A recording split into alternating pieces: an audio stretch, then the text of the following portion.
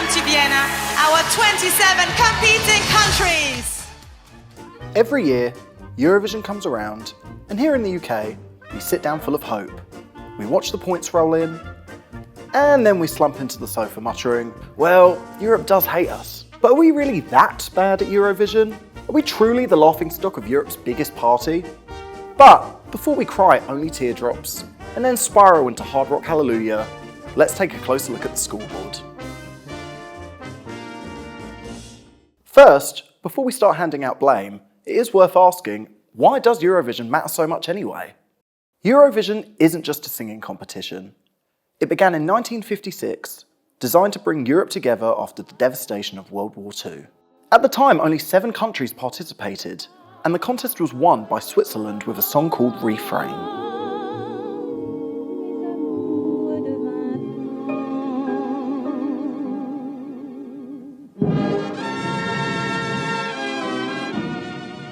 What a banger! Since then, it's exploded into the biggest live music event in the world. Watched by over 160 million people every year, which is more than the Super Bowl. It launched careers, united countries, and gave us some truly unforgettable pop culture moments. Eurovision essentially is just one huge party. I think it's a celebration of music. I think the people that go to Eurovision do so because they just love it. They love the community atmosphere. They love the fact that also you get to meet so many different people from all corners of Europe. You get to learn about new cultures. You get to see what their music scene is like. And it is basically just supposed to be this, beautiful coming together of like-minded people. Since the 2000s, the UK's Eurovision record hasn't exactly been glittering. In 2003, we had our infamous no points moment with Gemini. We sent Scooch in 2007, a song about airplanes that didn't really take off. And year after year, the UK seemed to land somewhere towards the bottom of the scoreboard. With results like that, it's no wonder that we've come to believe that we're truly terrible at this. So I hear you asking, what the f*** happened? Well, first, Eurovision changed. By the late 90s and early 2000s, it wasn't just cheesy ballads anymore. It became a huge spectacle of pop, staging, and performance. Meanwhile, the UK often sent songs that felt a little behind the times. We weren't keeping up with how quickly Eurovision was evolving. Historically, the UK doesn't always send people that can really deliver those big notes that Eurovision voters love in that arena. So it's a big ask, you kind of want someone with a very strong voice and also a really memorable song. And it's a hard thing to do and definitely hard to get right every year. The competition has also skyrocketed. Back in the 1990s, Eurovision was a much smaller competition, with around only 22 to 25 countries competing. Plus, there were no semi-finals, which meant that if a country entered, they got to perform in the finals. Today, it's a global scale production. Over 37 countries enter, and only 26 get to make it to the grand final.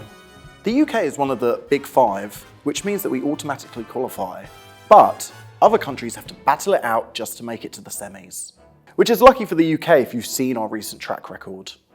And finally, we just don't seem to take Eurovision very seriously as a country. While other countries seem to spend months trying to pick their perfect entry, we just seem to go with whoever was free on a Tuesday afternoon. I think one of the big problems from the UK is that we don't tend to send artists that really reflect what's going on in the UK music scene. The UK obviously has such a huge and brilliant, strong representation across rap, hip-hop, jazz, pop music, indie, rock. And I find the stuff we tend to send to Eurovision tends to feel like dated pop or sort of more like the scraps. Things that you wouldn't necessarily hear on the radio or you wouldn't hear on people's playlists. Whereas in Eurovision and other countries, they tend to send the best of the best.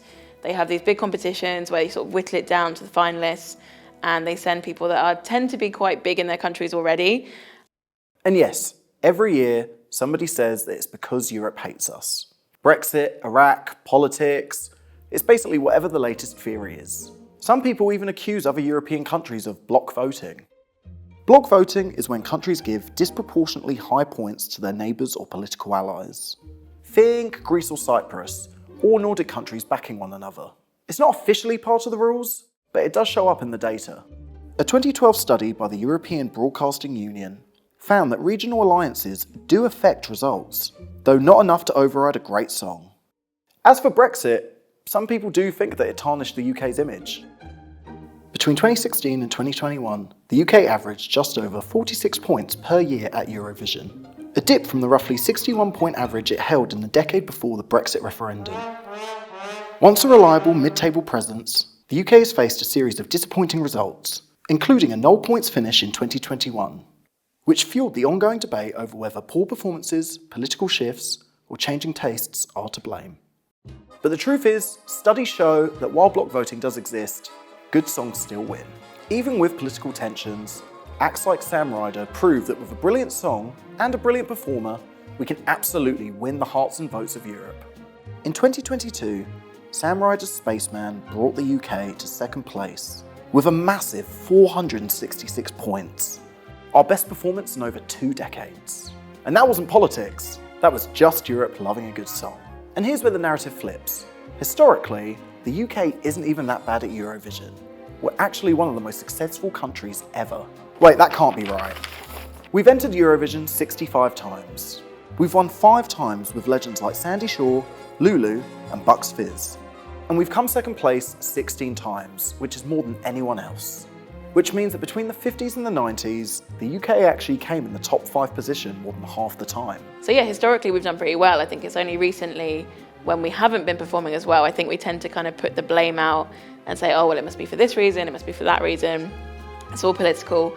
But to be honest, again, like Eurovision fans, they just love the music. And yes, there might be a tiny bit of political voting here and there, but for the most part, I think people really are voting for the best song, the best performance, you know, the best stage design, like the costumes, all of it. It really is a production. And I think when you half it, which the UK is quite good at doing, that's when we kind of see the results come in and they're not as good as we'd like them to be. And hosting Eurovision in 2023 for Ukraine showed the UK is still a major player, culturally, musically, and logistically. I think basically there's kind of like that 2 sides. I think sometimes people vote for what some might consider a novelty song, but to me, it's always something that just stands out more in comparison to the other contestants. And the other side of it is the ballad, which again, Eurovision voters love. If you look at the kind of, especially the last 15 years of Eurovision winners, a lot of ballads in there, beautiful voices, quite like, you know, cinematic instrumentation. So why are we so bad at Eurovision? Well, we're not.